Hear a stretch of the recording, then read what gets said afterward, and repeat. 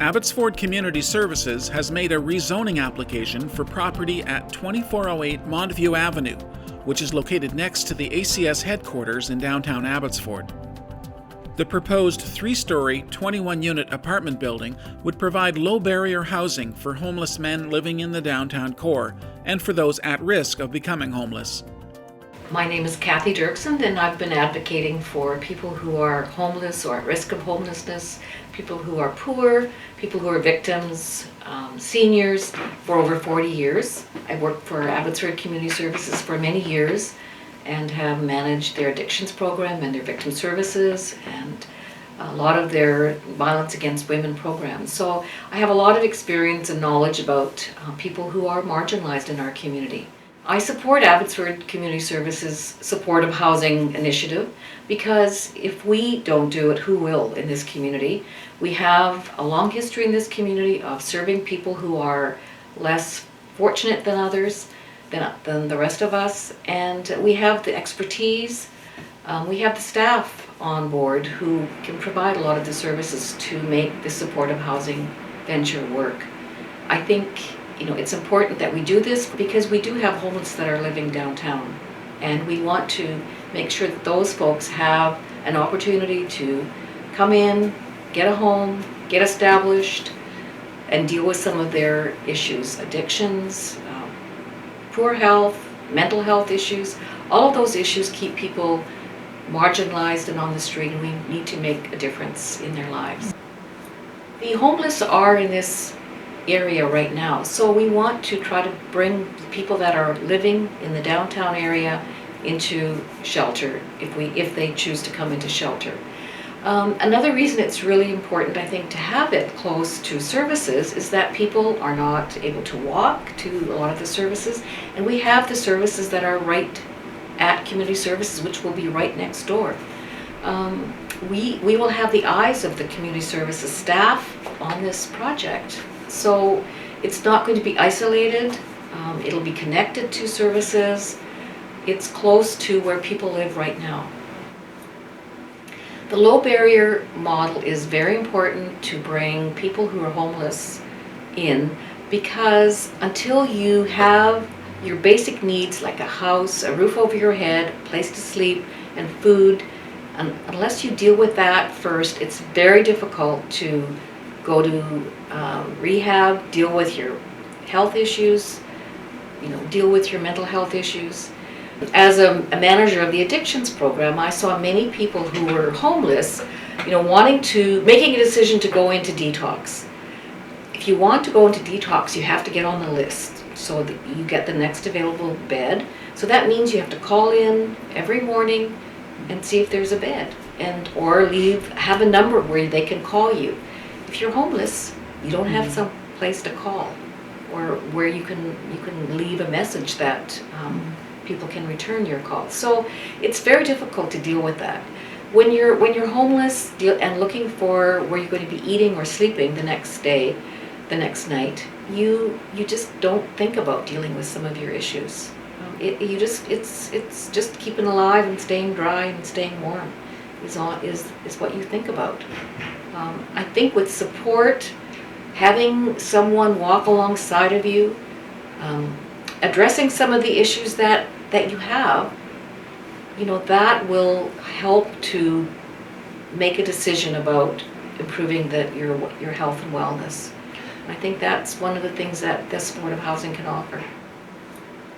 There are always going to be reasons why we shouldn't put up a supportive housing project in your neighborhood.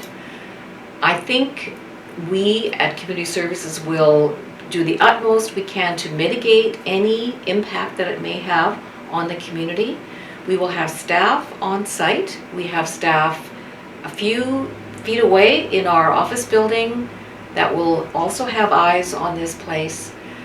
I think it is a good place to put it. There are many projects that are in the downtown core in Vancouver that if you drive by, you would not know that it's a supportive housing unit. It's going to be attractive. It's going to look good in the community. The landscaping will look attractive. We will do our utmost to make it a great place to live. Abbotsford Community Services lives downtown here. We want to be good neighbors, and we're going to try to make that happen. We will have a committee that will deal with complaints that we may get, and I think we want to include the Downtown Business Association, our residents, and staff on that committee so that we can address issues when they come up.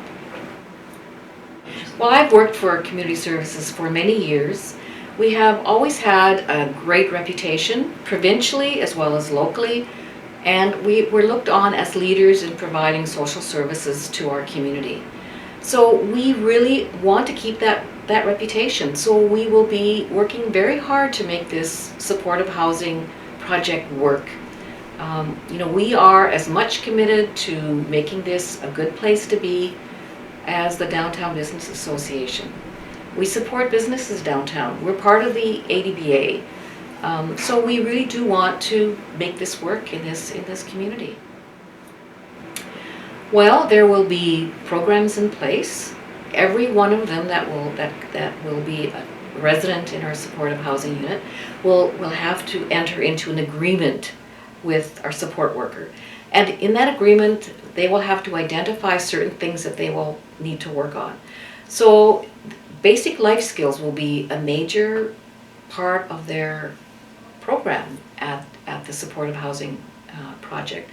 Just shopping, making a meal, doing laundry, those kinds of basic skills are going to be taught, and that's going to be part of the daily, day-to-day routine. There will be a routine that's established by your support worker and you. We will look at different recreational opportunities. So there will be a plan. It's not going to be just people living in the units and left to their own devices and planning their day. It's going to be very structured. We're not babysitting them, but it's definitely going to be a very structured program. I was raised in a Christian home and still am part of the Christian community in Abbotsford. I'm currently a deacon at a church, and our church also is very much involved in the extreme weather shelter program that Abbotsford Community Services operates through the food bank.